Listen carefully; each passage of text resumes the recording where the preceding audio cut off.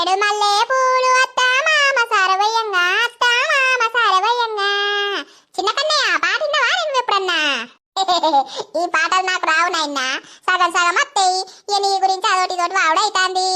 చిన్న కన్నయ్య మంచిగా ఆడుకుంటాండే, చుట్టూ బూటు వేసుకొని చక్కనోడే మా చిన్నోడు, చక్కనోడే మా చిన్నోడు, టోపీ కొల్లా పెట్టుకున్నాడే చక్కనోడు.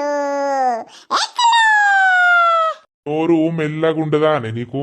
నేను పన్నోన్ని, నాకు నిద్రలకి వినబడుతుంది నీ ఒరుడు.